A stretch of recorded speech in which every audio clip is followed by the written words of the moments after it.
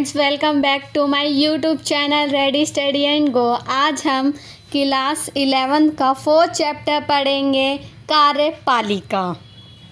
ठीक है, कार्यपालिका क्या है? देखो, सरकार के मैंने बताया था आपको कि सरकार के 3 अंग होते हैं। पहला विधायिका, दूसरा कार्यपालिका, तीसरा न्यायपालिका। अब जो कार्यपालिका में राष्ट्रपति प्रमुख होता है और विधायिका में जो है प्रधानमंत्री होते हैं और न्यायपालिका में न्यायाधीश प्रमुख माने जाते हैं। तो आज हम कार्यपालिका के बारे में जानेंगे कि कार्यपालिका क्या है। फर्स्ट पॉइंट है इसमें, सरकार का वह अंग या रूप है जो नियमों कानूनों को लागू करता है और प्रशासन का कार्य करता है, तो कार्यपालिका कहलाता है। देखो, सरकार का यह अंग है, ठीक है, जो नियम जो भी बनाए जाते हैं, जितने भी कानून होते हैं, उनका लागू करने का जो कार्य होता है वह कार्यपालिका के पास होता है। दूसरा पॉइंट है इसमें, कार्यपालिका में केवल राष्ट्रपति, प्रधानमंत्री या मंत्री ही नहीं होते, बल्कि इसके अंदर पूरा प्रशासनिक ढांचा, सिविल सेवा के सदस्य भी आते हैं।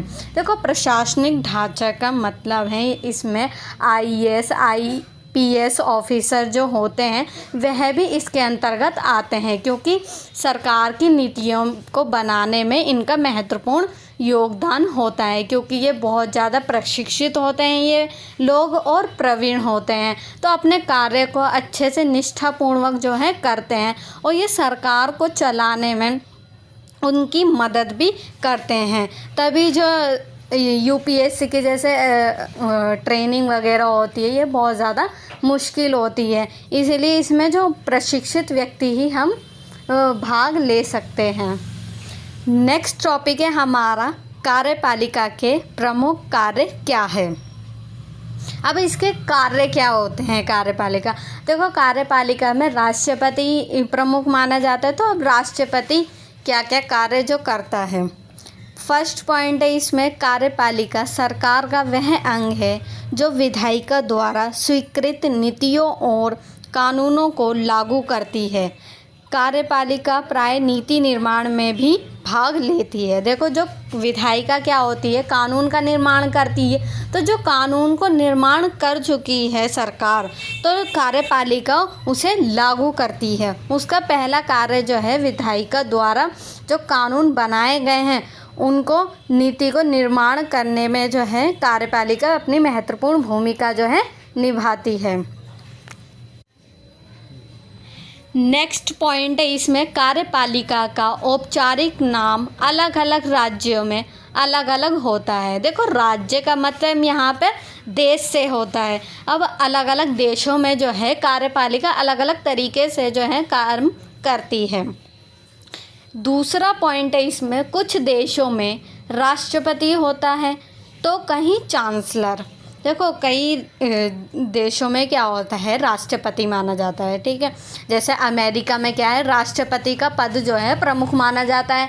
वैसे ही जैसे जापान या जर्मनी में चांसलर का पद होता है। जैसे हमारे में प्रधानमंत्री का पद होता है, वैसे ही वहाँ पर चांसलर का पद माना जाता है सरकार चलाने के लिए। नेक्स्ट टॉपिक है हमारा, कार्यपालिका कितने प्रकार की होती है। देखो, अलग अलग देशों ने अलग अलग कार्यपालिका अपनाई गई है। पहली जो है संसदीय व्यवस्था है।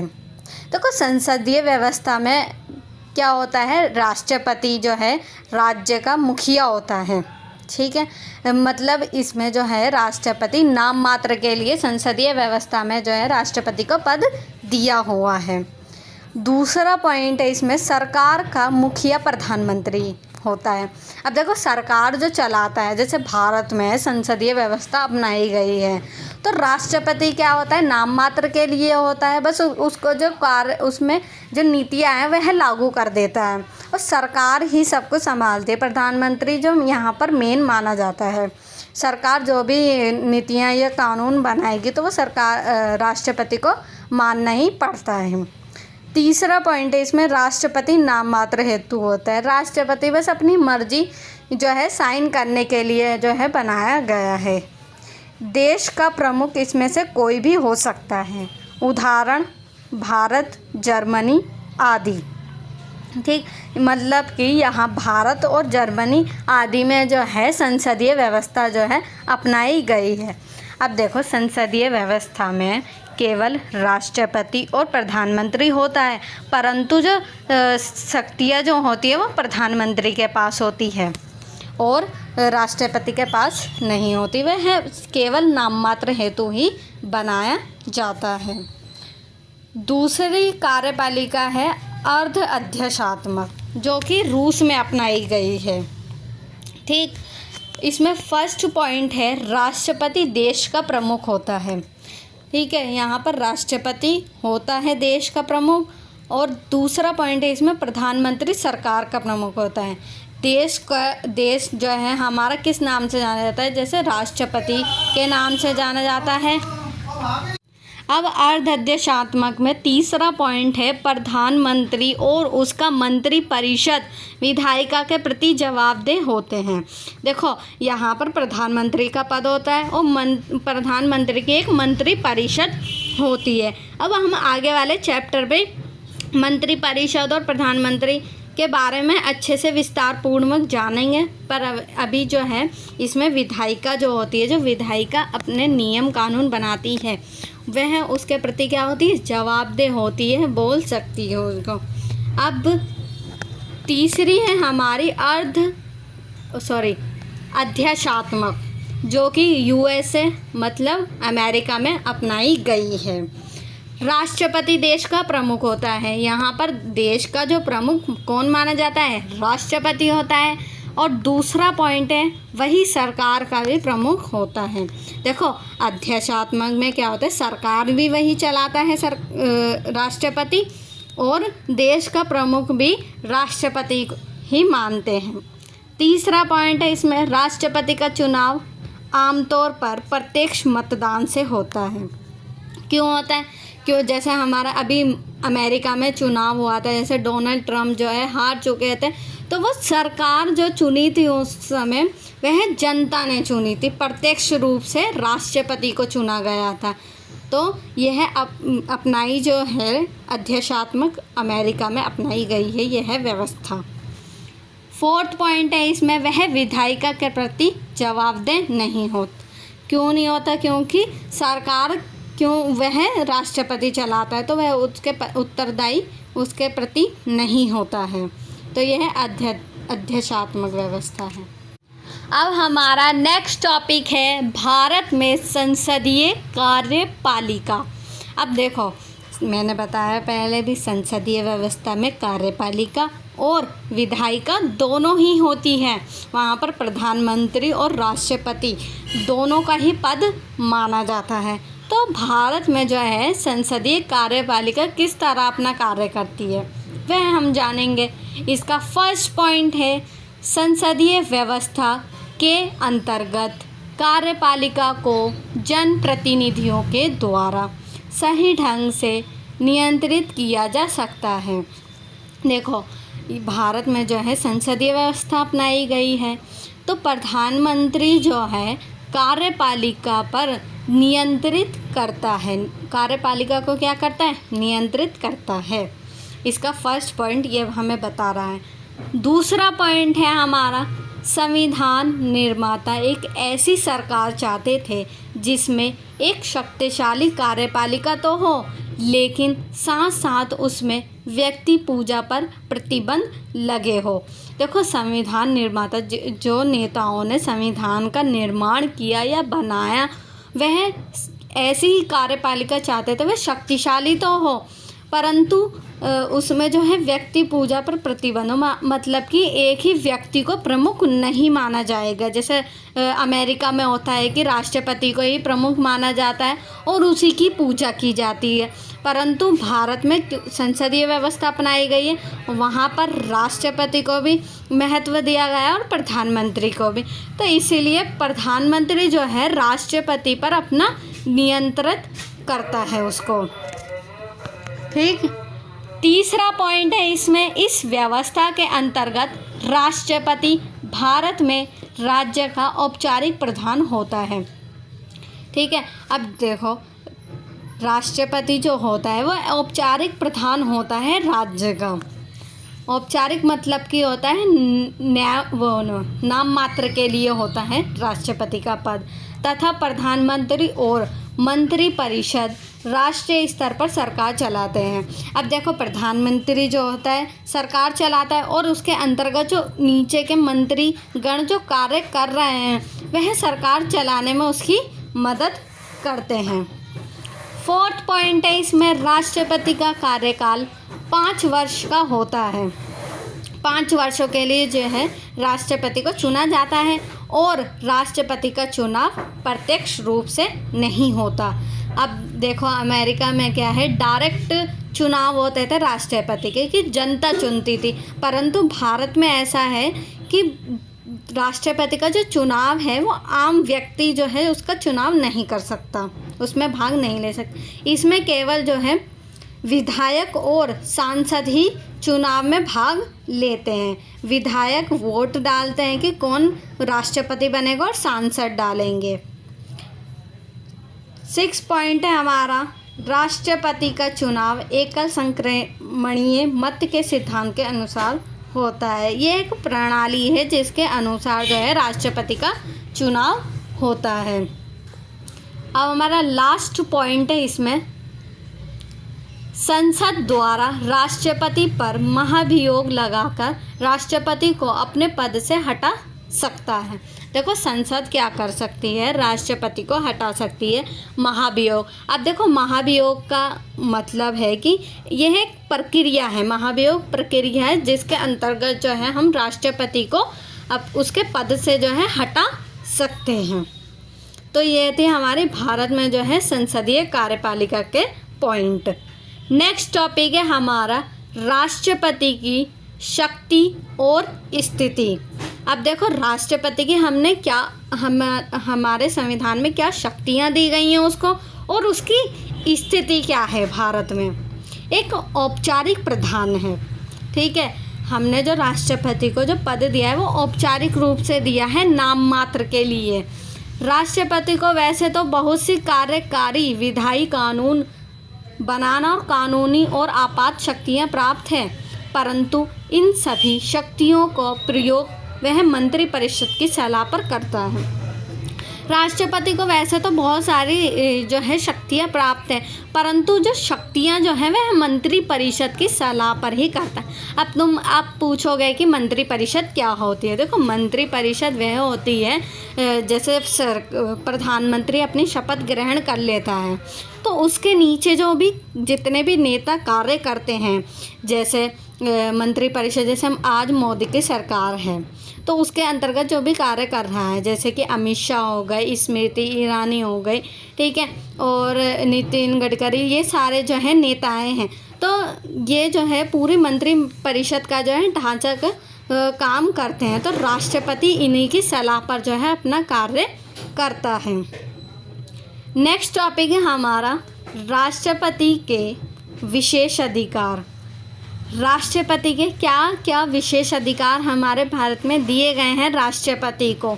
संवैधानिक रूप से राष्ट्रपति को सभी महत्वपूर्ण मुद्दों और मंत्रिपरिषद की कार्यवाही के बारे में सूचना प्राप्त करने का अधिकार है।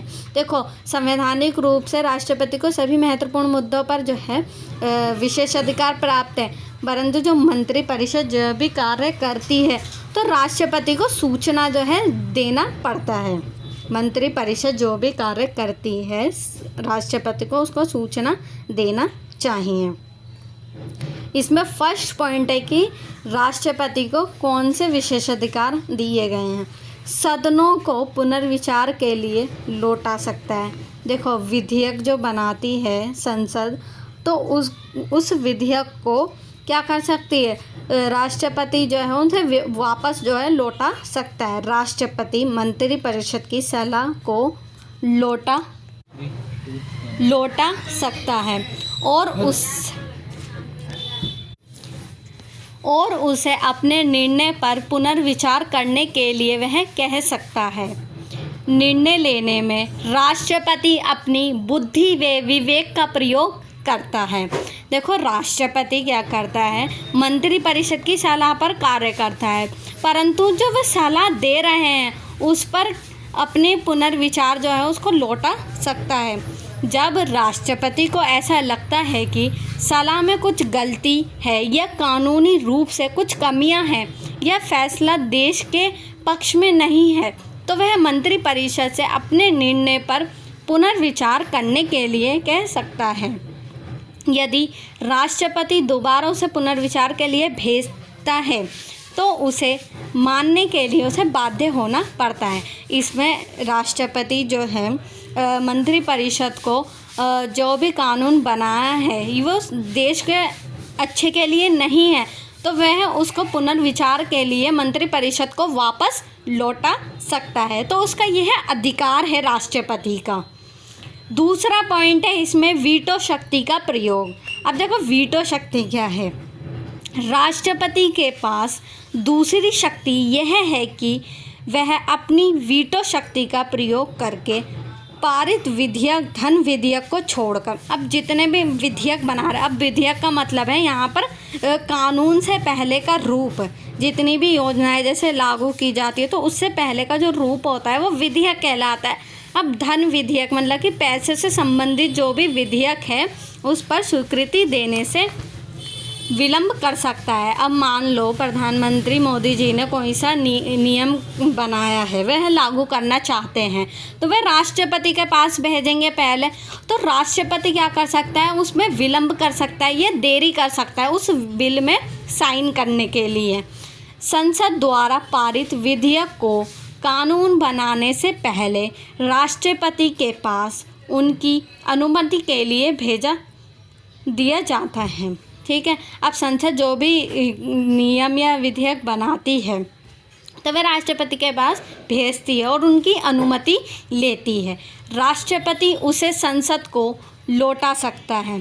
संसद को क्या कर सकता है, लौटा सकता है। यह अधिकार है राष्ट्रपति के पास और उस पर पुनर्विचार के लिए लौटा सकता है। वीटो की शक्ति यह सीमित है क्योंकि संसद उसी विधेयक को दोबारा पारित कर दे और राष्ट्रपति के पास भेजे तो राष्ट्रपति को उस पर अपनी अनुमति देनी पड़ेगी। अब मान लो एक विधेयक है, राष्ट्रपति ने उसे दोबारा संसद में भेज दिया, तो परंतु वो अब संसद ने दोबारा राष्ट्रपति के पास भेजा तो उसे साइन करने के लिए बाध्य होना पड़ता है, उसको अनुमति अपनी देनी ही पड़ती है। राष्ट्रपति अपने पास विधेयक को रखकर उस पर विलंब या देरी कर सकता है। इसमें यही बताया गया है, वीटो शक्ति का मतलब है जो भी विधेयक ये संसद ने बना है राष्ट्रपति के पास जाता है तो वह उसमें देरी कर सकता है या विधेयक में विलंब कर सकता है। अब नेक्स्ट तीसरा पॉइंट है इसमें प्रधानमंत्री की नियुक्ति। अब देखो, प्रधानमंत्री को नियुक्त कौन करता है, राष्ट्रपति करता है, तो उसको यह भी अधिकार दिए हुए हैं। राष्ट्रपति की तीसरी शक्ति यह है कि हमारे देश का प्रधानमंत्री कौन बनेगा औपचारिक रूप से राष्ट्रपति करता है। हमारे देश में जो भी प्रधान नियुक्त तो होगा तो राष्ट्रपति तय करता है कि कौन प्रधानमंत्री बनेगा और कौन नहीं। जब ऐसी स्थिति हो कि लोकसभा में किसी पार्टी को पूर्ण बहुमत ना प्राप्त हुआ हो तो राष्ट्रपति अपना विशेष अधिकार का प्रयोग करता है और अपना निर्णय लेता है। देखो, जब लोकसभा में किसी पार्टी को, मान लो मोदी जी की पार्टी को वोट प्राप्त नहीं हुए, पूर्ण बहुमत नहीं हुआ, तो राष्ट्रपति अपना निर्णय ले सकता है। वह विचार करता है कि किसके पास बहुमत है या कौन सरकार बना सकता है और सरकार चला सकता है। तो यह राष्ट्रपति निर्णय लेता है कि किसके पास बहुमत है या नहीं है, तो वह राष्ट्रपति तय करता है कि प्रधानमंत्री हमारे देश के लिए कौन होना चाहिए। ठीक। 1989 के बाद से राष्ट्रपति की भूमिका में वृद्धि हुई है। 1989 के बाद जो है, पहले क्या था, राष्ट्रपति की शक्तियां जो है सीमित थी, वह कुछ बोल नहीं सकता था, परंतु 1989 के बाद जो है राष्ट्रपति की भूमिका में क्या हुई है, वृद्धि हुई है। यदि कोई पार्टी बहुमत सिद्ध ना कर पाए तो राष्ट्रपति संसद सरकार को भंग कर सकती है। अगर राष्ट्रपति के पास जो है शक्ति प्राप्त नहीं होती, इसमें राष्ट्रपति जो है क्या कर सकता है, उसका संसद को भंग कर सकता है। अगर संसद के पास पूर्ण बहुमत नहीं होता है तो राष्ट्रपति जो है उसको भंग कर सकता है। 4th पॉइंट है इसमें, राष्ट्रपति की आपातकालीन शक्तियाँ। अब देखो, आपातकालीन शक्तियाँ का मतलब है इमरजेंसी कब कब राष्ट्रपति लगा सकता है। फर्स्ट पॉइंट है इसमें, अनुच्छेद 352 से राष्ट्रीय आपातकाल पूरे देश या देश के किसी भी भाग में लगाया जा सकता है। देखो, 352 में, अनुच्छेद 352 में कहा गया है कि देश में, पूरे देश में जो है आपातकाल लगाया जा सकता है और संसद साधारण बहुमत से आपातकाल समाप्त कर सकती है। अगर साधारण बहुमत भी होगा संसद के पास तो वह आपातकाल को जो है समाप्त कर सकती है। दूसरा पॉइंट है इसमें, अनुच्छेद 356 के तहत जो है राज्य में आपातकाल लगाया जा सकता है।